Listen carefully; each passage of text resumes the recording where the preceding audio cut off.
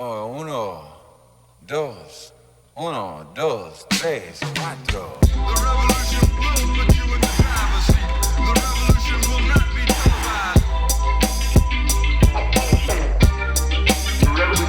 Revolution. The revolution will not be televised.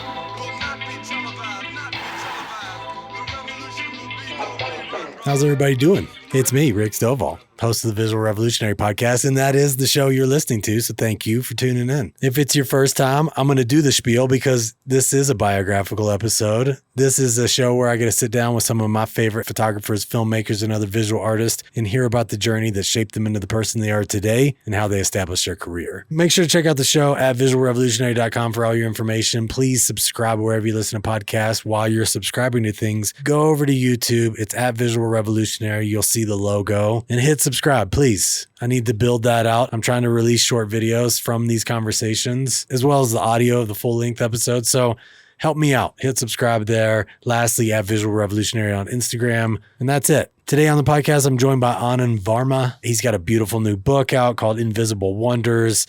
Got an amazing new project called the National Geographic Wonder Lab. I'm a big fan now. I was brand new to this guy. Someone reached out about having him on the show.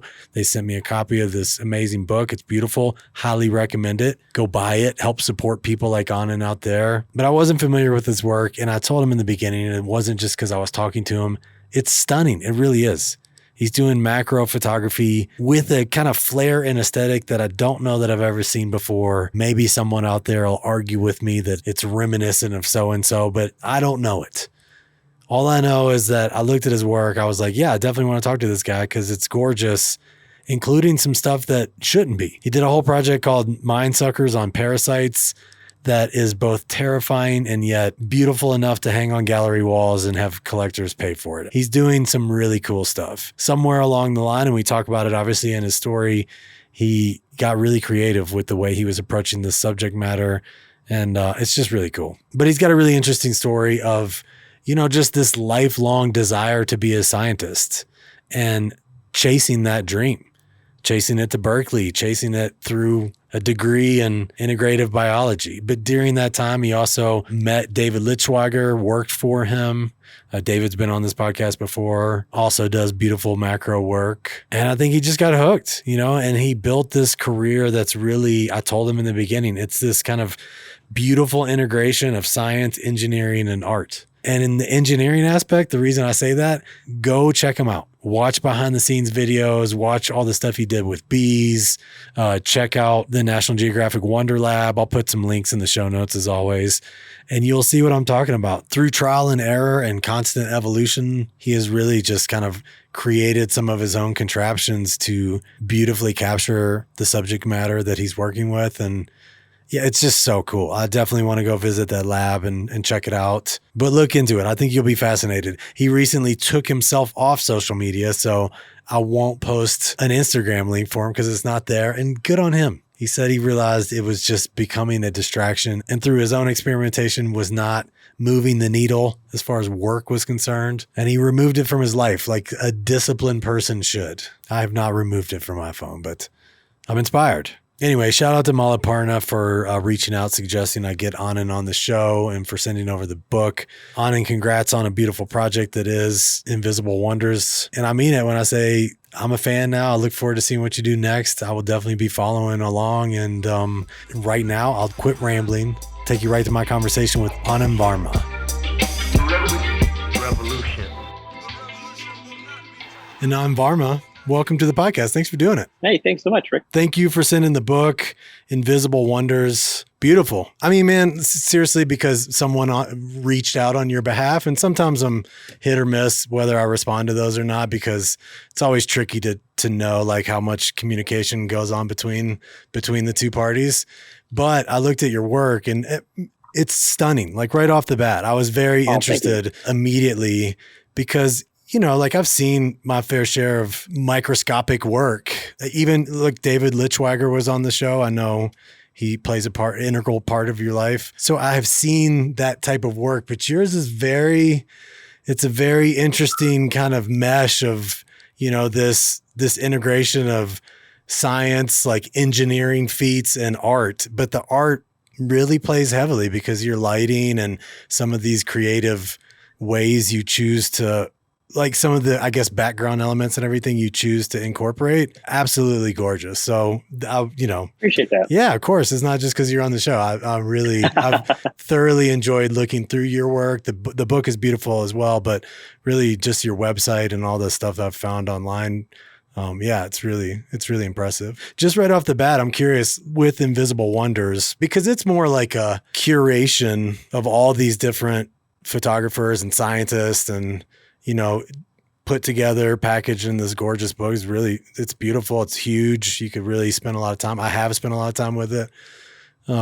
So what made you want to take on that undertaking of not only showcasing your other work, but really, bringing in all this work in this project like this? Yeah. I mean, the concept resonated with me because I'm like, well, this is really how I think about my own photography, not just as a macro photographer, but what are all the different ways that photography can extend our visual perception? And the idea, I mean, for me, I'm a slow photographer. I mean, if I can make 10 images in a year, that's a productive year. And it's been many years since I've been that productive. So I don't have a huge backlog of work. I have, a handful of stories and a few dozen pictures per story. And so to recognize like, oh, look at all the other work that's out there that aligns with my own way of seeing the world, that is a different perspective on how to extend our visual perception. It became this kind of an opportunity for me to learn and grow from other photographers. And that became its own kind of interesting intellectual conceptual challenge for me. I'm sure. And I think that's kind of what drives me, is like, I don't really want to rehash all my old stuff.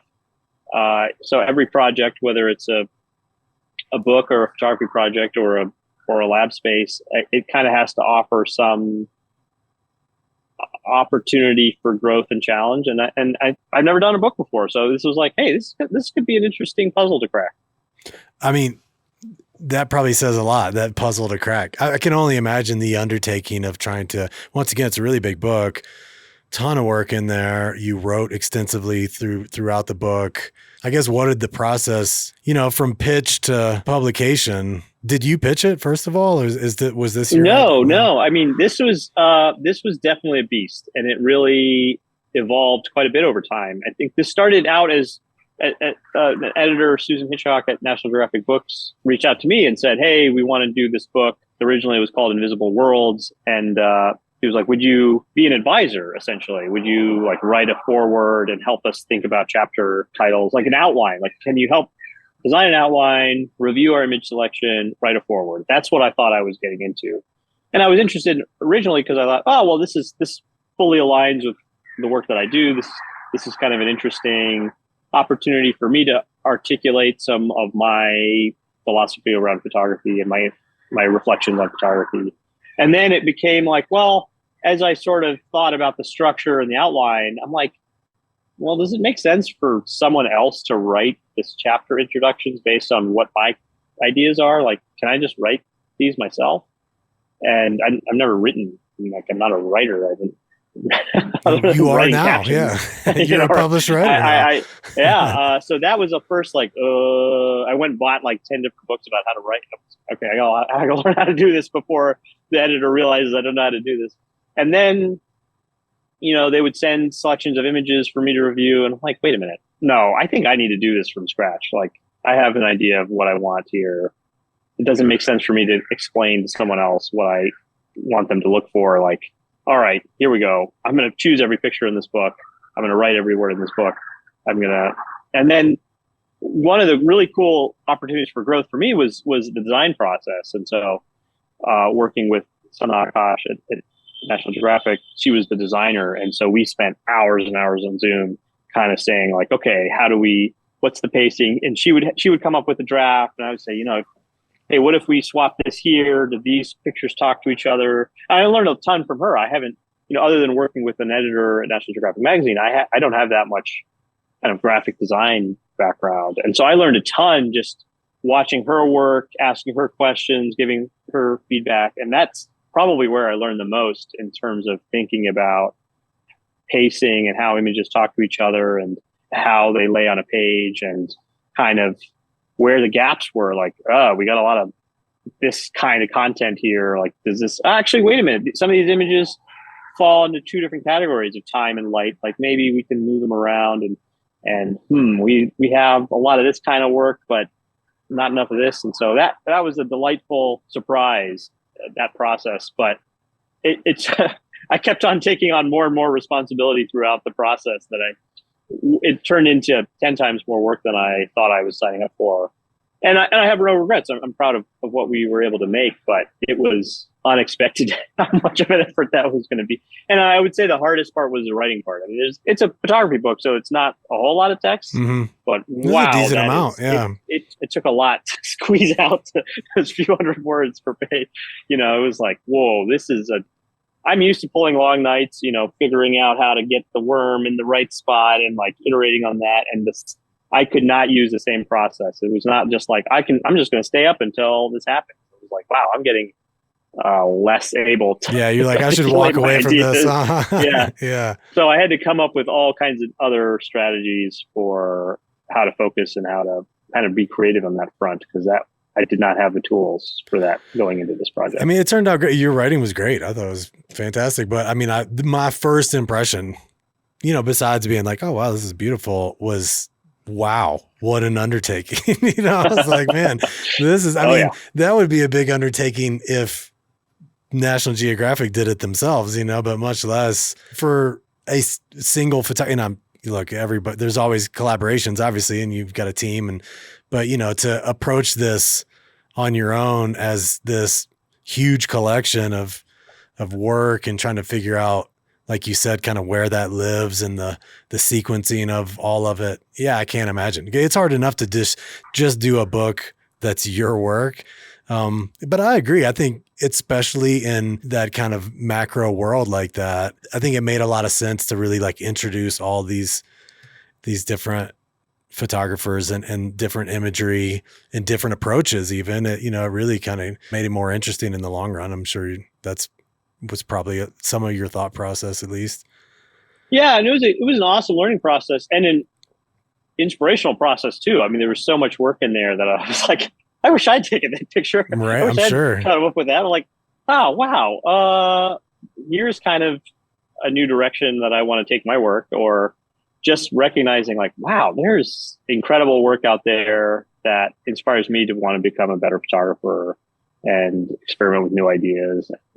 And that was another unexpected takeaway. I didn't anticipate that this could be a aspirational process for me as well. Yeah. I mean, I get that a lot that's what this show is for me. You know, a lot of times as creatives, it can be a fairly introverted life. Sometimes you're just kind of in your own little space doing something. And, you know, sometimes we forget to make sure we're incorporating some sort of community that became this show for me. And in the long run, it made me more of a fan of photography. I mean, I already was, obviously, but it increased my knowledge of all the different people out there. It made me a bigger fan of photography and photographic technique, all of it, just because I was constantly talking to these people and being kind of inspired to go look at their work. And so, yeah, I mean, that totally makes sense.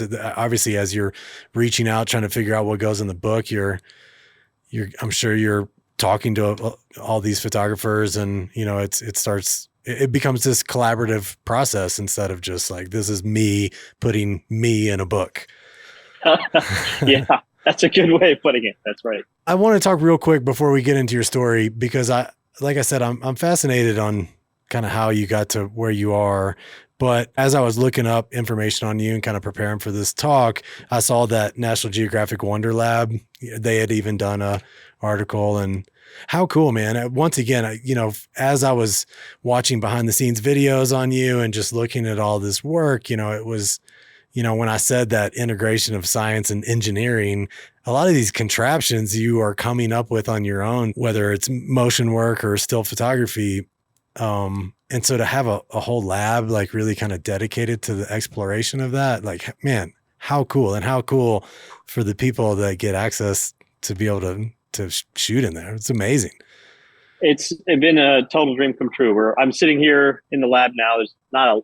We got a bunch of ladders and construction projects happening, so there's not too much to show here. But it's just definitely been the culmination of, I guess, all the work that I've ever done, and recognizing like, actually being purely an editorial photographer doesn't really let me play in the science world that I want to be able to do, and it doesn't really give me the space to try to teach and share what I'm learning in a formal way. And so I looked out and I was like, I don't see a place to do science, photography, and education in the same place.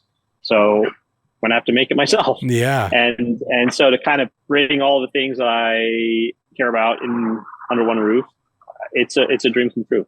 Oh man. And just that ability to give back, you know, obviously to this community that you're a part of, both in, like you said, in science and photography and motion capture.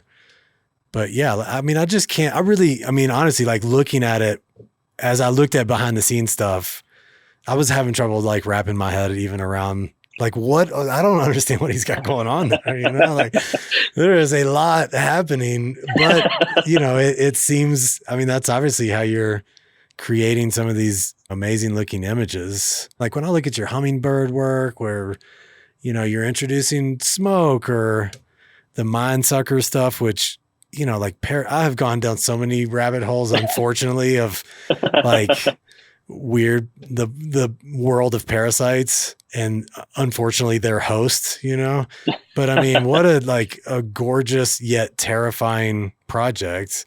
But yeah, once again, I mean, when you look at your images, you know, like I've been in this profession long enough that I can usually look at someone's work and at least have like some sort of idea of like, there was a light here and there, you know, like I can pick it apart, and I can't with yours, you know, I just like, oh, wow, that looks amazing. And I have no idea how he did it. So what a cool spot to be able to have this lab and not only do it yourself, but teach others like all these techniques that I feel like you've kind of come up with on your own. Yeah, no, I think that's what I strive for is a picture that you can't quite tell how it was made.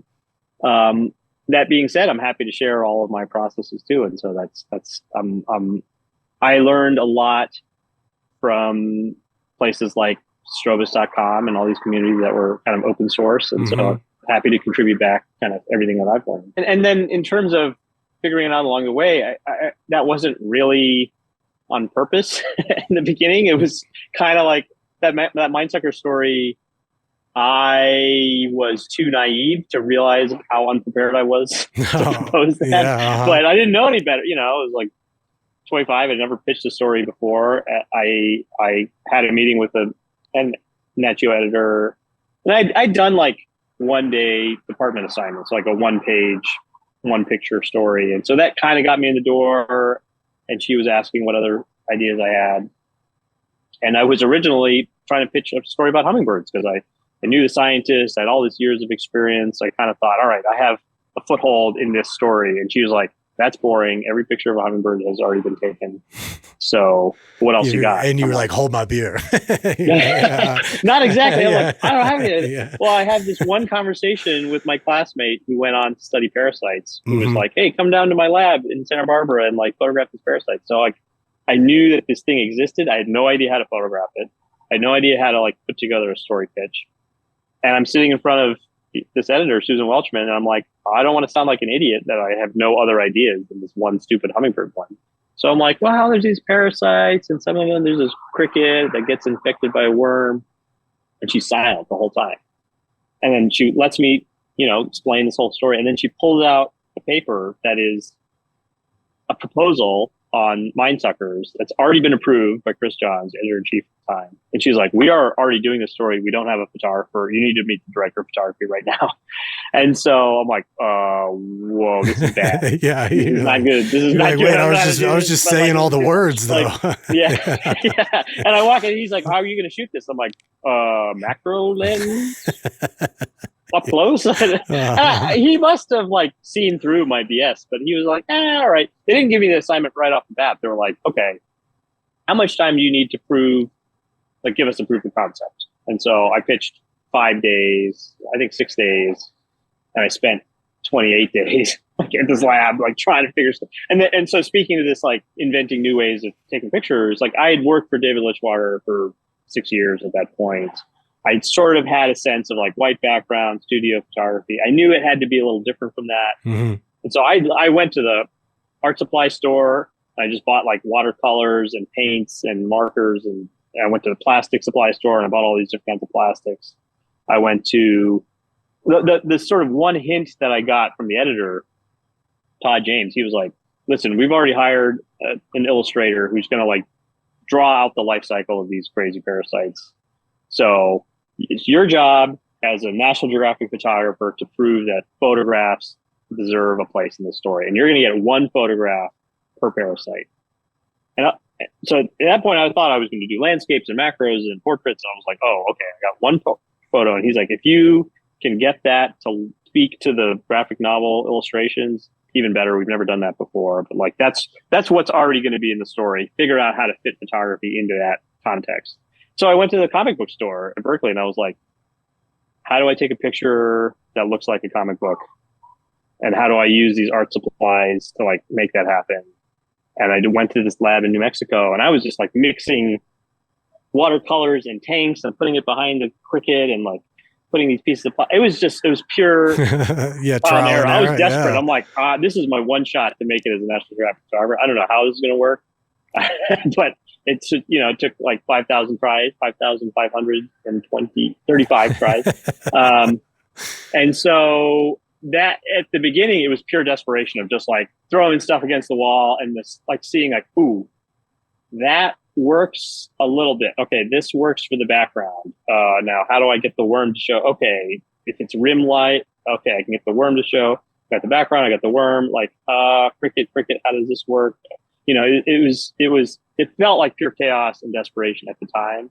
And like from there, it then became a little bit more intentional of like, ooh, okay, I know how to light a worm, or I know how to make a water droplet look cool. That's a tool on a shelf that I can pull off later. And then there's still a lot of experimentation, but you're kind of building a tool set of like, here's ways to make bugs look cool. And so it felt like that kind of accidental, reactive experimentation. And then at a certain point when it wasn't clear to me until the second story that on honeybees, where I was like, oh, this process is never going to end. Like, I kind of thought I could just make like 10 different cool ways to take pictures and then boom, right. The rest of my career would be easy. I'd just be like, all right, fiber optics. All right, backlighting. Okay, rim lighting. And I could just mix and match forever. And none of those techniques worked for honeybees. And I was like, crap, I am starting from scratch here. And that's on purpose, it turns out. Like, this is hard because I want it to be hard. And this is interesting to me because I don't know how to do it. And I put myself in this position, so I have no one else to blame. And I think the challenge of it and the stress of it is also what makes it worth doing. And I think that I didn't recognize that was part of the package until the second story came along and I realized like, oop, I'm at ground zero again. I got to invent a bunch of new stuff. That's what makes this interesting. That's also what makes it really hard. Mm-hmm. And that is never going away. So here we go. Amazing. Yeah. I mean, I mentioned before we were recording that Keith Ledzinski had come back on the show and we were talking about trying to prevent like stagnation of exactly what you're talking about, kind of getting a bunch of tools in the toolbox and being able to go, I know how to do this, and not that you lose all inspiration to do it. It's just, if you're not as interested maybe on a project, you're still able to do a really good job because that's what you do. You're kind of siloed in this thing. And, we both kind of agreed that exactly what you were talking about that's the cure. That is the cure of burnout, of all of it, is just this constant striving for, how do I change it? And like you said, it wasn't even purposely, how do I change it? It's just, you were forced to change it. And it just seems like if you end up in that place, especially creatively in a career where it is just constantly making you evolve, that's got to be so important for the longevity of it, to not just be like, I'm so sick of doing this rim light and, like I've done it a million times. And it sounds like you are constantly kind of forced into reinventing yourself. And then probably through that process, realizing, oh, I might even like this process better. I think that's right. But I think it comes with its own set of trade-offs too. And so I don't think I've been in the position of where I'm like, oh, I'm bored of doing the same thing over again. But on the other hand, it takes a lot out of you to be in that space where you're like, oh crap, I just signed a contract to do a thing that I don't know how to do.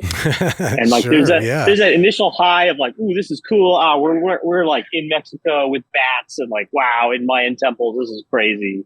And then as soon as you're like, wow, none of these pictures work. These pictures are crap. Yeah. And I don't know how to make them better. There's that long period of just like stewing in your own stress, hormones or whatever, where you're just like, I did a terrible thing. This isn't fun anymore. And you're like alone in the jungle or in I thought I put my 10,000 hours in. I shouldn't be here anymore. Right. Yeah. And I've recognized over all these projects, okay, I get it across the finish line eventually, but I've only been able to be motivated by extreme levels of stress. Wow. And so, which is ultimately, I'm pretty sure, unsustainable. Yes. And so it's a burnout in a different way. It's not like I'm bored of this and I am no longer motivated because I don't see the point. It's more like I have trained myself to associate creativity with enormous levels of stress. Yeah. And like, you're exhausted and so you're kind of like, whoa, evolution. How am I? I'm like, I gotta like build up some resolve to be like, all right, here we go. This is gonna suck a lot.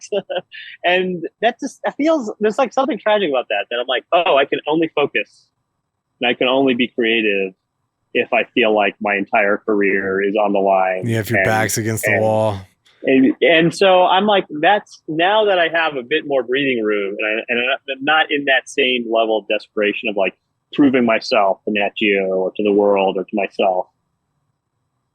I'm in this space where I'm trying to figure out, can I retrain myself and my own attention and mind and motivation to draw from something like curiosity and wonder rather than anxiety and dread. Because I figured that out in like high school. Like that's how I got through my midterms and got through college, and all my papers was just like 2 a.m. like and I just translated that into photography, and like all my pictures were done at 2:00 in the morning, like 3 hours before my flight took off back home, and I'm just like, I gotta do and like that's a deep groove I've carved for myself that I'm now trying to figure out how to climb out of. Yeah. That's fascinating. Yeah, I mean, it's true. I mean, look, even like I am currently in the midst of, I'm super backed up on a bunch of deadlines. It was amazing because I was cranking out work, but now it's all due, and so I'm in that moment where, like you said, your back's against the wall a little bit. You're forced to just churn, and sometimes it's good because you're like, oh, wow, I've never been so focused on post-production. It's one of my least favorite things to do sometimes, but when you're really pressed, so it's true because you start dealing with then some of that kind of anxiety that comes with like, what am I doing to myself? This can't be healthy to, just be staring at a computer screen for hours upon hours, day on day on day, and so, yeah, I mean, I can see that aspect of it, but it seems like for you, you're a scientist as well, and so I'm sure that alone, like to approach a creative space with a scientific kind of problem solving mind, I'm sure has its own pros and cons as well. But it like probably goes to what you're saying as far as like, I'm sure you pick apart a lot of the process, maybe a little more so than a lot of people do, which leads to beautiful work, but maybe sometimes is, adds to the pressure you put on yourself is some of that perfection that comes from that world.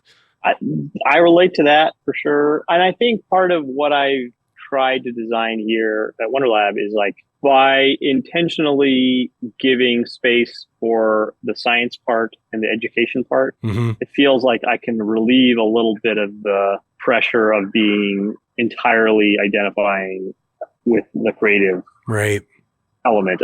Knowing that like science and education has always been part of my process, but sort of informal and jammed into the edges. But like it lets me switch gears in a way that I think is helpful. I think that to be able to say, okay, I don't know how to solve this aesthetic problem, this creative problem, like how to make this look beautiful. Well, maybe switching to the science mode and putting the science hat on lets me open up new possibilities of exploration. Or maybe having a bunch of kids or young photographers and like trying to explain what I'm doing, actually that process of teaching and explanation and articulation can unlock or help me see the problem and understand the problem in a new way.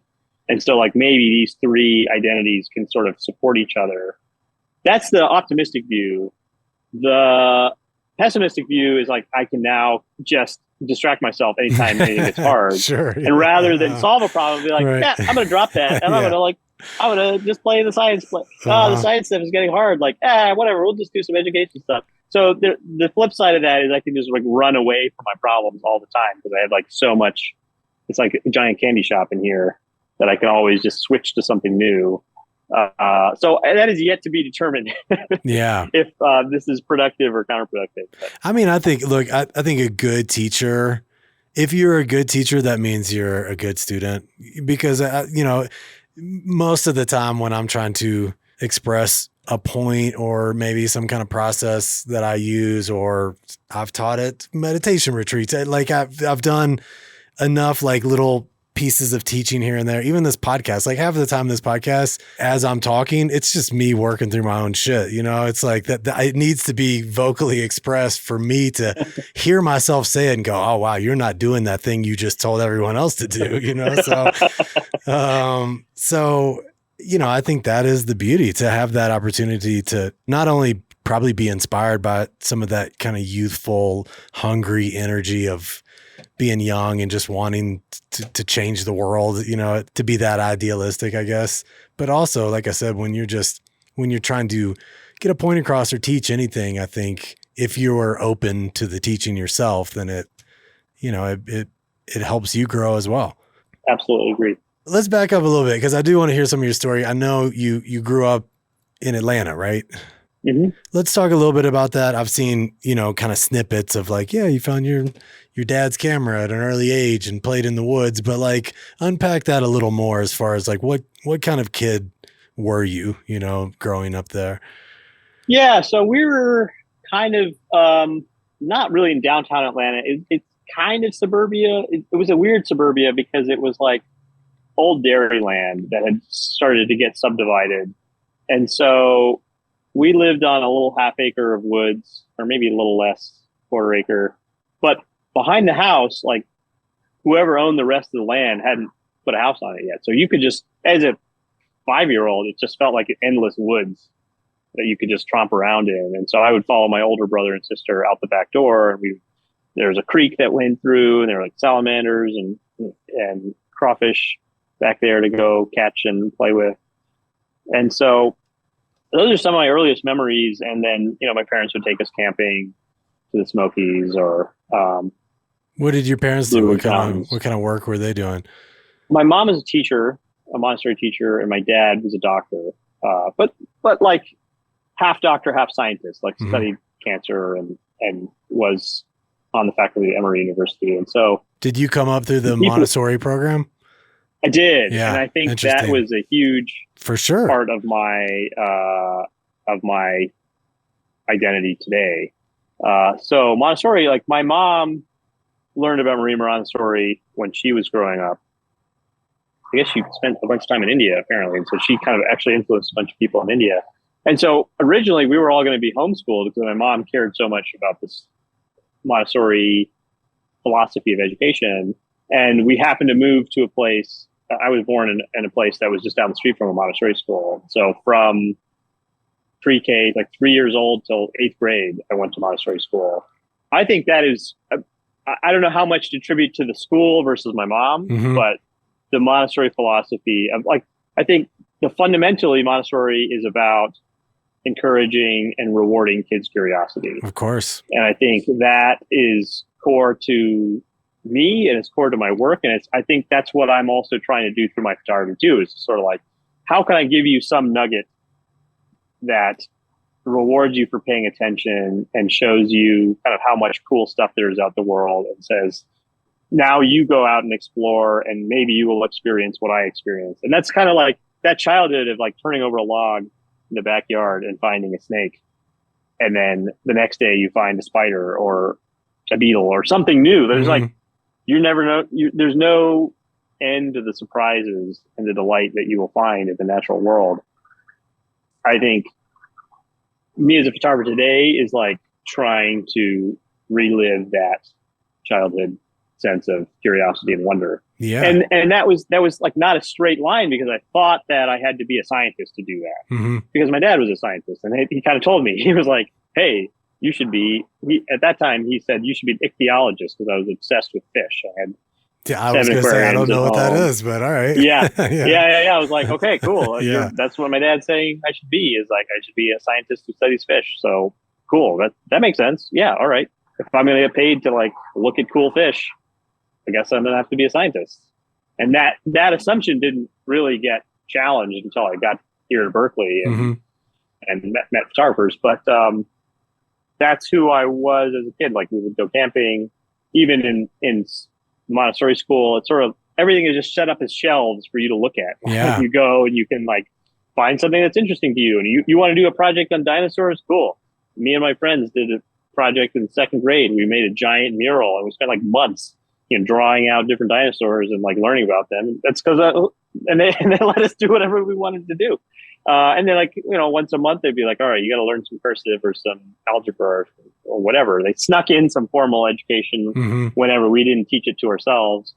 But I think that was like fundamental to my childhood, for sure. Oh, it makes so much sense. I mean, when you said your dad was a scientist, and then as you're talking about your mom, you're like a Montessori teacher, I was like, wait a minute, that makes those two things together, that is like your career, I mean, we homeschooled our kids, and I should say my wife did, but she used kind of the subsect of Montessori that was called Inky, and this lady had actually branched off from Montessori, but a lot of the same kind of philosophies. And then we're also kind of down the road. There's a really cool Montessori school in Aspen, Colorado. And we would go hang out there. Sometimes they had all these like winter solstice festivals and everything, and I would take my kids when they were little, and, it's just the pacing of it. And like you said, this like really letting kids be curious and letting them, explore what they're interested in. And yeah, it's really cool, man. I think it's a beautiful program. Yeah. And in high school, I transitioned to Lakeside High, like my local public high school. And honestly, I'm glad that I had both experiences. Yeah. I think the sort of being mainstream, local public high school, getting to meet the diversity of people, and have an experience that like most of the rest of the country has. I think it was miserable at the time. I was going to say, was it tough at first? But well, partly everybody else had already had their friends groups, because they'd gone through the local middle school. And you go from like my 8th grade class, like I was getting the teacher to drive me to the aquarium shop so that I could interview them, so I could build an aquarium at the school. Amazing. And like my final project was like a manual of how to keep this aquarium. And I went from that world to my first period 9th grade English teacher that had a big poster above her desk that said, "This isn't Burger King. We do things my way." And you shut up and you sit in your seat. And if you're not there on time by the time the bell rings, like you're being punished. And you're just like, what is this world? This is all about discipline. And this is all about, or like, all right, poetry, like you got to rhyme in this pattern or you're failing this, class. Like, what is happening? I have no friends here. I have no flexibility to pursue what I want to do. And to me, I was like, I'm going to put my head down. I'm going to grind my way through this. I don't need friends. I don't need the school. Like, I just need to like escape to California, which is the promised land. And like, then my life will be easy. And so it was miserable until I had a group of friends in high school. But looking back on it, I'm glad that I had both of the, I'm glad that I had the foundation that like learning is awesome. Keep that with you throughout your life. And then like, here's how you deal with structure and authority Deadlines. and Yeah. like here's how you like blend in with the rest of the world and relate to people. And it's like, in terms of education, like learning math and science, it was fine. I don't think that's the most effective form to learn facts. But I actually don't think that's what high school is about. I think high school is about learning how to interact with people. Totally agree. And I think in that sense, local public high school is the best you can get, is as good as any other environment. Totally agree. As long as you're not getting bullied, but yeah. Our kids both homeschooled, and then as freshmen in high school, my son graduated last year, but went into the public high school. And so, and you saw the shift, but I just think, during those like early formative years, to really be able to kind of learn at your own pace about things that you're actually interested in that's pretty priceless, because you don't get that. And I'm a believer in the public school system as far as exactly what you just said. I've told my son that when he was getting, as a senior, I was like, look, buddy, it doesn't, like, his grades were great. And I'm like, but it just doesn't matter. Like you'll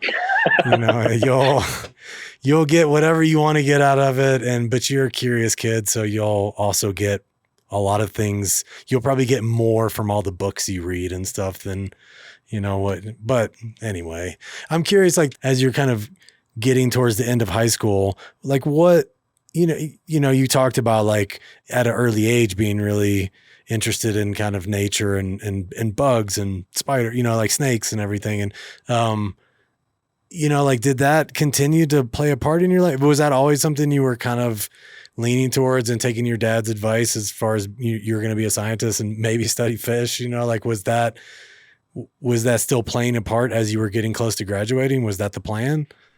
Yeah. Oh yeah. I mean, from 8th grade, 7th grade, I had my future mapped. I was like, all right, I'm going to get good grades so that I can go to Stanford, because my brother told me that all the grades are inflated and you don't have to work that hard, but it's prestigious. Yeah. And then I'm going to get a good biology degree, and then I'm going to go to grad school, like at the University of Hawaii or UC Santa Cruz.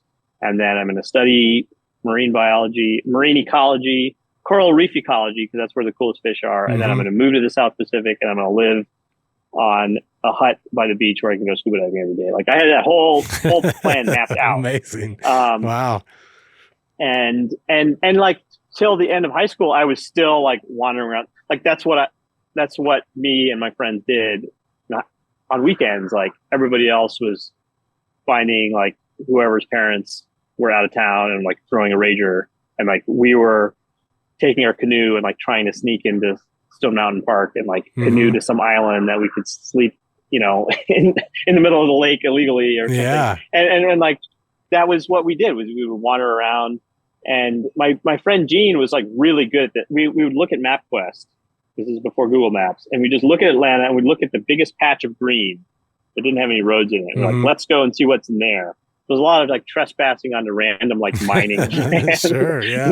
And Atlanta is kind of amazing because it's like, I don't think it's the most progressive in terms of green space and parkland and like conservation of open areas, but it's all this sort of low-lying Piedmont, with tons of floodplains. And so behind the mall, the local mall, there's like beavers back there because it floods and you can't put apartment buildings. And so you could head out the back door and take the creek from behind the house, and it would take you by the school, and then you could link up to some weird lake tucked behind a subdivision. And we would take a little inflatable raft from Target, or we would just wander around and just try to see if we could connect one random green space to another. And we were like crawling in the culverts underneath the freeway and popping out in some weird marshland. And that was what we did for fun in high school. And it was, one day my dad was into photography as a kid. Like he had a whole dark room in India when he was growing up. He sort of abandoned it for a while. And then, late 90s, early 2000s, it was kind of a new digital photography revolution. And he got a Nikon Coolpix, like this funny little camera that twists in the middle. Yeah. And I was sitting on the dining table, and I was like, "Hey, can I borrow this?" Okay, sure. And so we went out to Stone Mountain, and we were like wandering around trying to find some different way off trail up the mountain, and came across a garter snake in this little patch of sunlight. I'm like, "Ooh, I'm going to see if I can take a picture of this."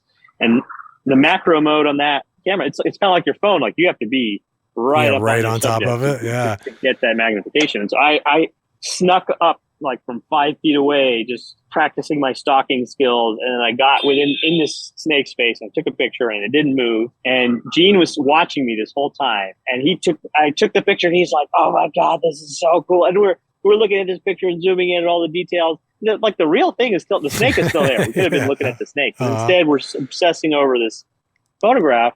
And that has stuck with me all these years later. And it's not because it was an amazing photograph. It was because that feeling of shared excitement and wonder. They're like, wow, you can use a photograph to get someone else excited about the natural world. And now we can take this home. We can show all our friends who weren't there with us, like what we just saw.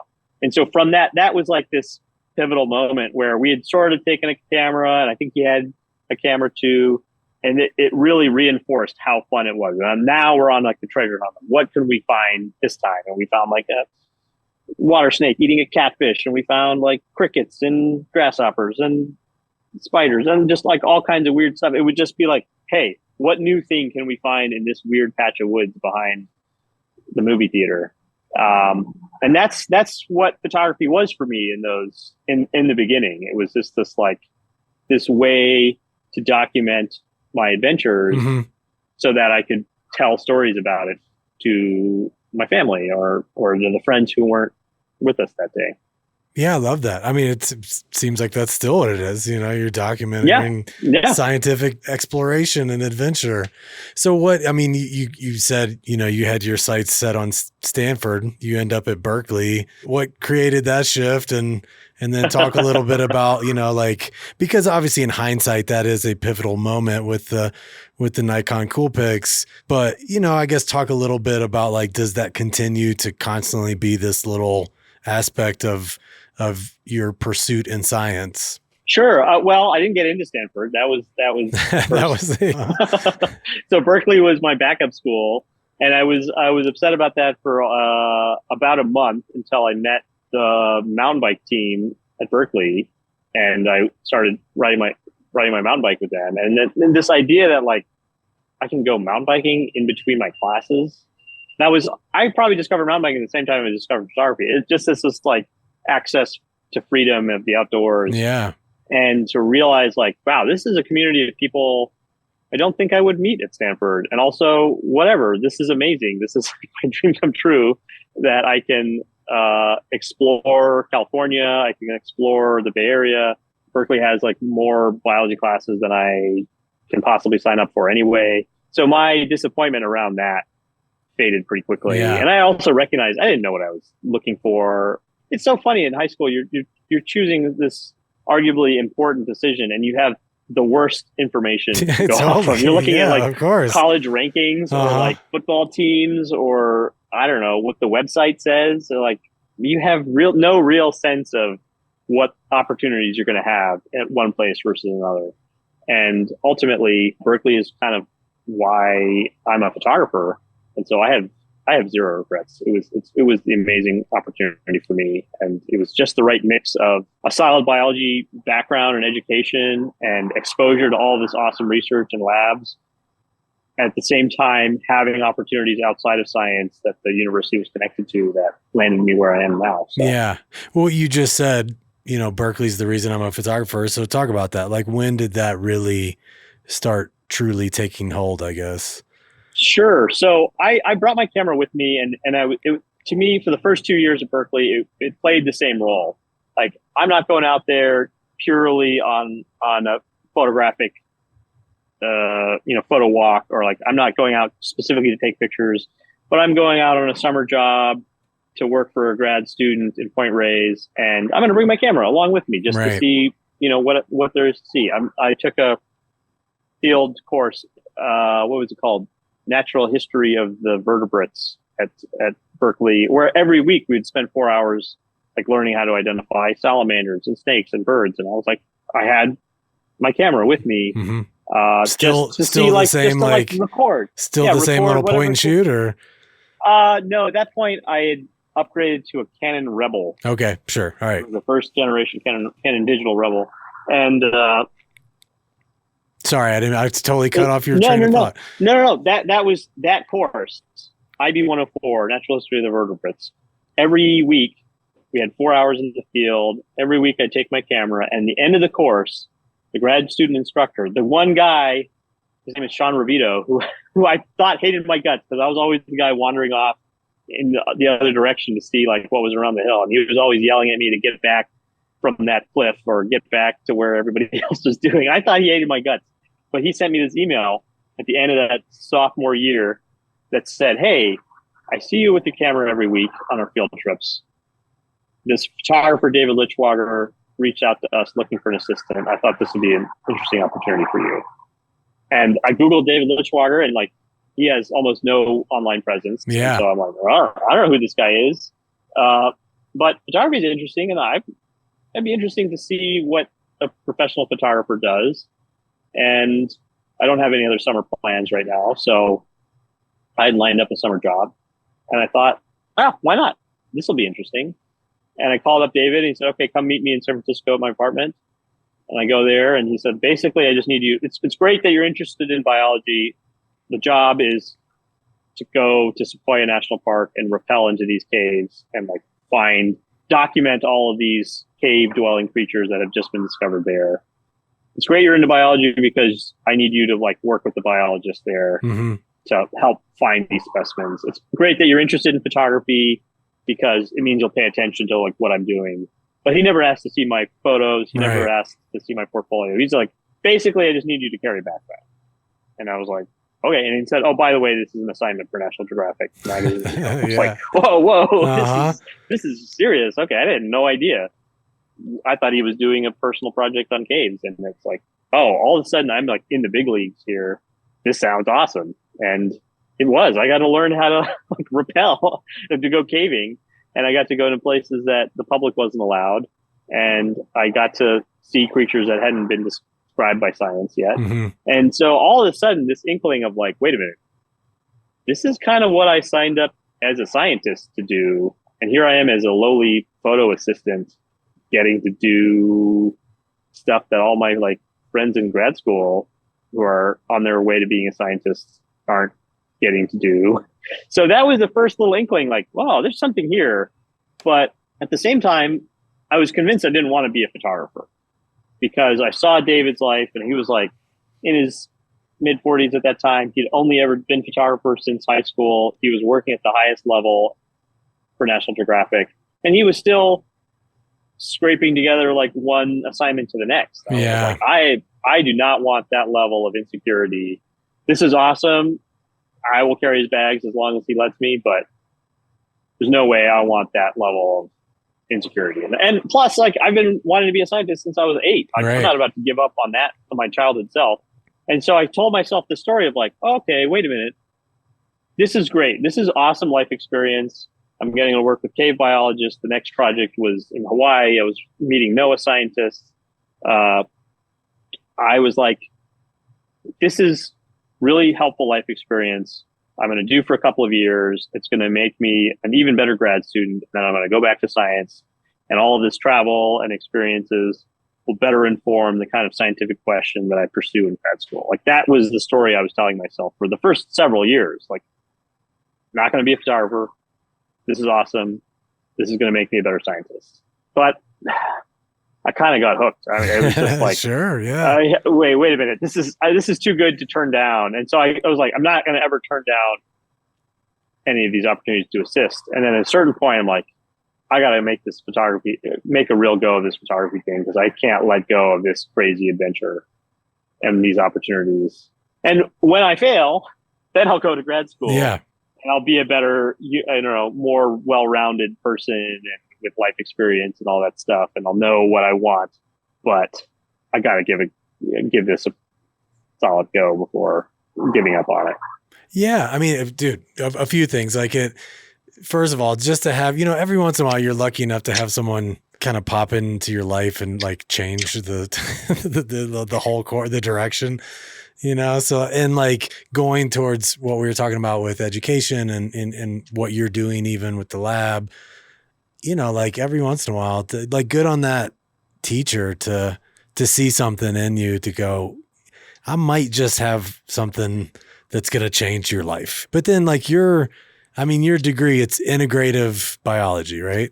I mean, it seems like you're integrating all kinds of stuff, like it seems like this is the ultimate, you're using the degree, like probably more so than a lot of people.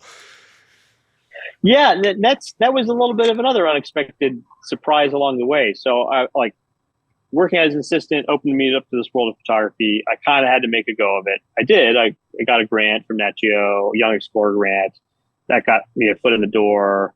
That got me to assignments. But there was this sense of loss or sadness or trade-off that I was like, oh, this is awesome. I'm getting to learn cool things about the world. I'm getting to share that with other people. But I am no longer pursuing this path of science in which I get to make new discoveries. Right.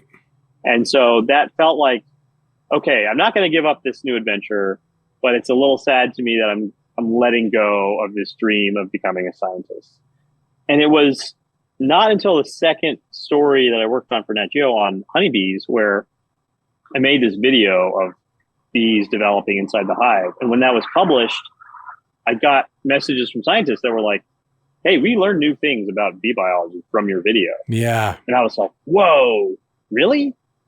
I had always assumed that to be a photographer meant that I was leaving behind the science part. And to realize like, wait a minute, I can actually contribute new ideas, new insight into the natural world through my photography.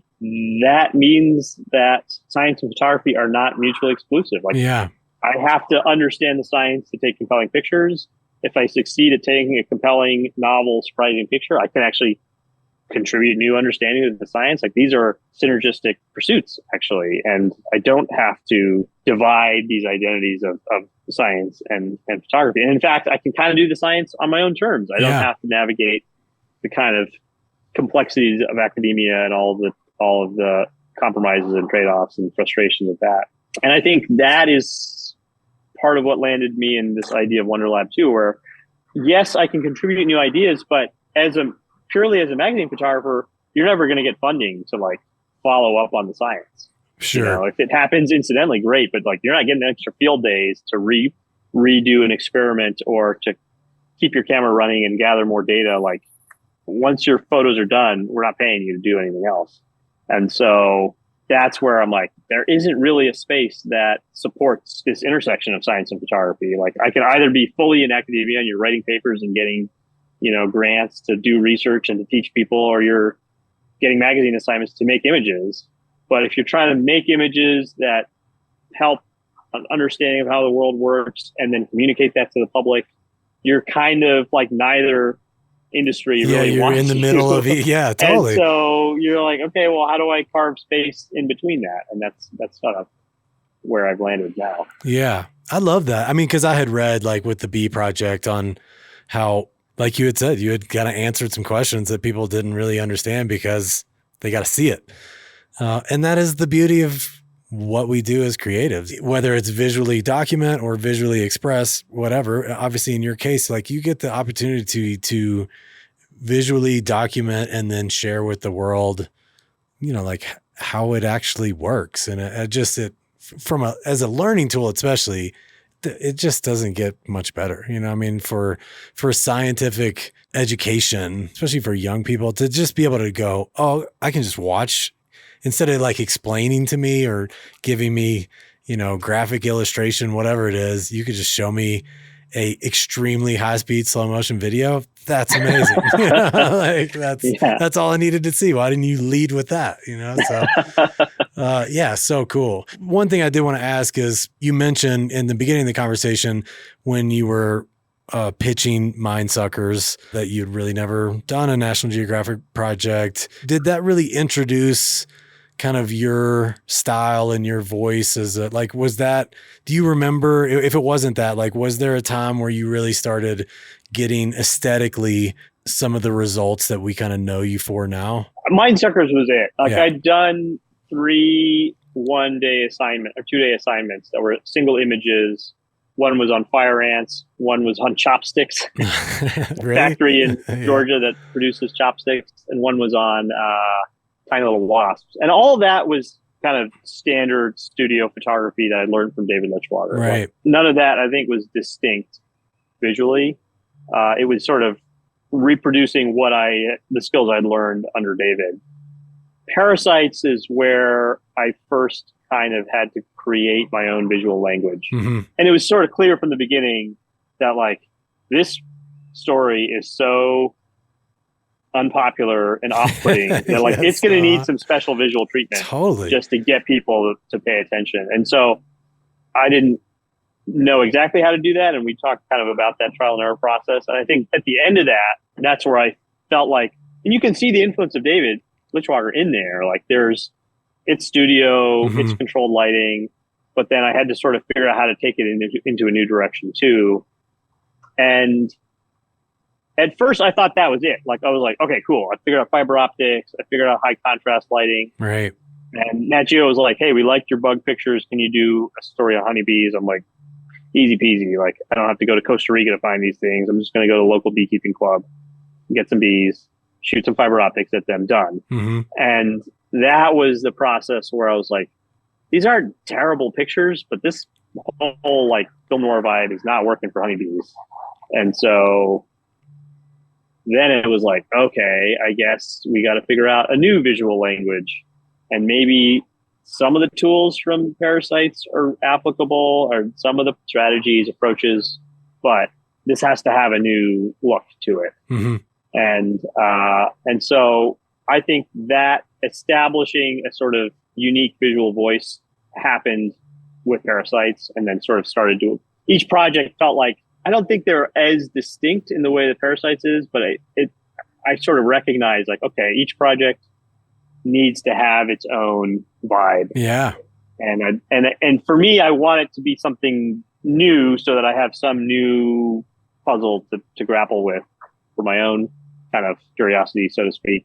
But you're definitely like, I think it's becoming very much like an Anand stamp. You know what I mean? Like you can tell it's you. Yeah, I mean, I can see where you're saying like there's an evolution and you're trying all kinds of different things, but especially in all the projects you have listed on your website and stuff, you've definitely created like this aesthetic that I think is very much you. No, I think that's true. And I think it's also like there's a plus and a minus to that. And I don't think I recognize how much I feel somewhat constrained by this aesthetic until I worked on the book. And I was like, all my pictures, like there's no color here. Like, they're all like dark and contrasty, which I like. And every time I try to go in a new direction, I'm like, nah, let's make it dark. Let's make it moody.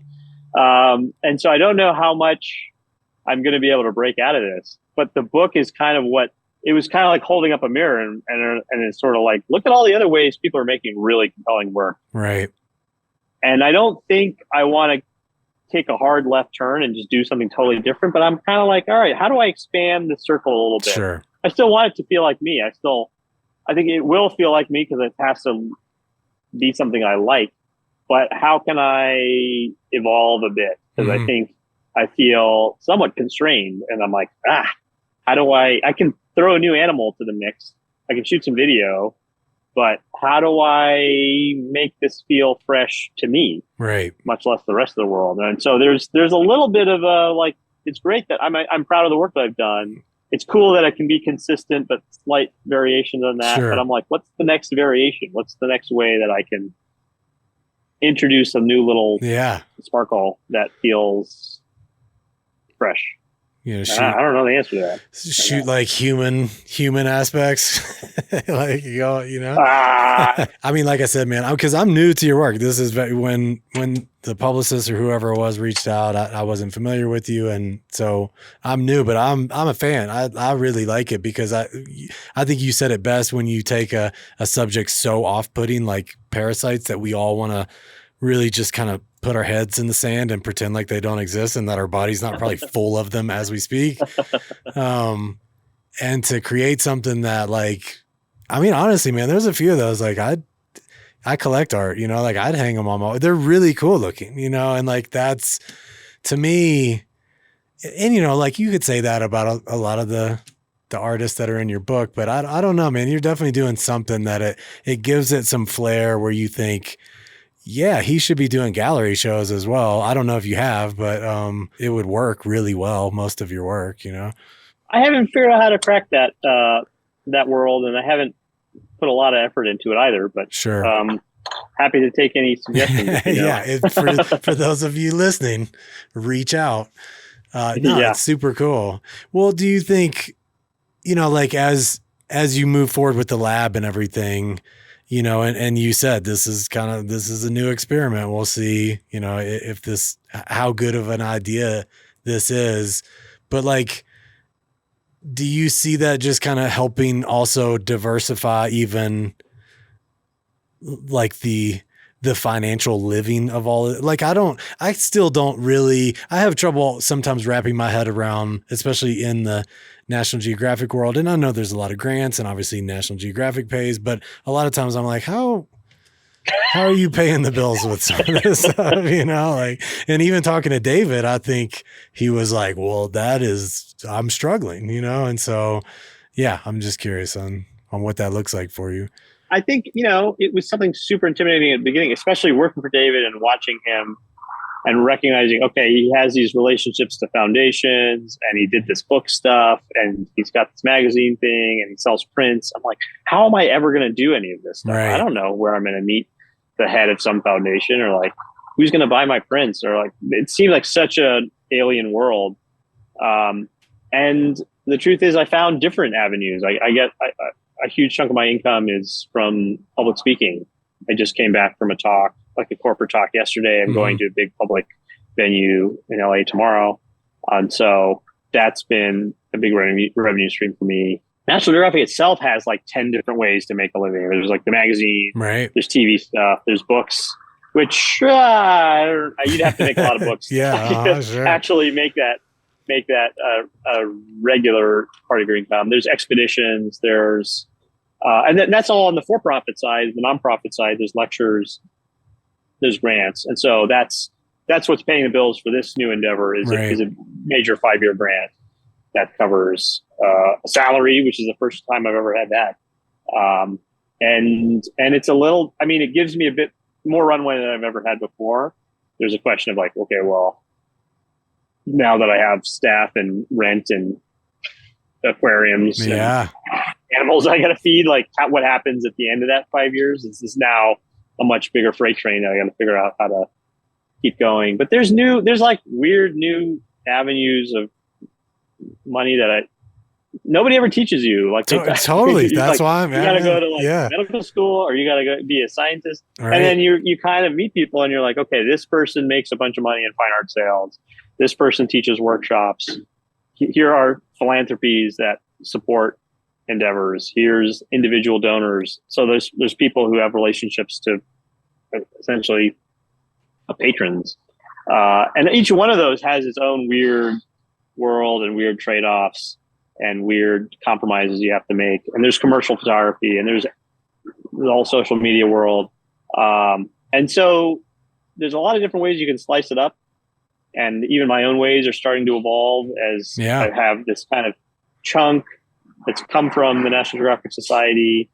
That's kind of opened me up to new relationships that it's a constantly evolving thing that you're trying not to get too distracted by, because it's sort of like I haven't picked up a camera in a while now because I'm running around promoting books and giving talks and whatever, figuring out, funding stuff, but it's a constantly evolving ecosystem. And I feel like people coming up today are not going to be able to follow in my footsteps the way that I didn't follow in David. Yeah, it's changing constantly. And it's sort of like stock photography was a thing that was dying when I showed up on the scene 10 years ago, and people were still making hundreds of thousands of dollars, selling stock even 10 years ago. And that's been zero of my income. Yeah. But then lectures have been a huge part of it. So it's a bunch of, every photographer I know is piecing it together with the different revenue streams. Totally. And like you said, it changes every year. I mean, I appreciate you humoring me with the answer because you're right. Like nobody does talk about it. And sometimes you just find yourself 10, 20 years into a career and you're like, like it just happens, like you weren't even necessarily, like you said, striving for certain income streams, but it's obviously a very important part of it. It's like as much as we want to try our hardest to ignore money, sometimes it helps. So yeah. Let me ask you this. Do you have, especially with so much going on, with the giving public talks and the lab and obviously your own photography career and trying to work, do you have any kind of daily habits, routines, or anything that help you stay organized, stay sane even throughout all that? I am trying to develop new ones like as we speak. And I think that's been partly because of the newfound freedom I have with the lab and the fact that I'm not on editorial deadlines. I don't have an external structure being like, we need this from you right now. And then the experience of the book honestly taught me that my existing mechanisms and strategies and protocols are not adequate. And so that honestly prompted me to get tested for ADHD, which I recently learned I have. And that's actually given me, that's been a blessing because it's given me a whole new avenue to try to understand how to have agency over my own attention. And like this last week, I've started exercising in the mornings as opposed, like I used to try to stay in shape and run with my wife and I still go riding my bike with my friends. But to recognize like, oh, wait a minute, this actually makes a difference for me to do an exercise outdoors at the beginning of my day, that actually sets me up to be able to be more focused throughout the rest of the day. And so that's like one little thing. Trying to include some sort of meditation practice too. That's been less of an immediate feedback and reward. It's sort of like, you can't tell if you're doing it right. You can't that's tell a long play. Sure. It's like, I know it's useful. I don't know if I'm doing it right. So it's a little harder to stick with it, but to like go on an hour-long bike ride in the morning and be like, wow, I can just like way more functional as a human. That has been literally the last couple of weeks a discovery that I'm like, oh, this needs to be a daily practice that I really prioritize because it is so easy to get lost and spend the whole day like answering 10 emails and then reading the New York Times the rest of the time. And then you're just blowing through time until somebody is yelling at you that they needed something last week. And that's how I got through the book. And that was a messy way to do it.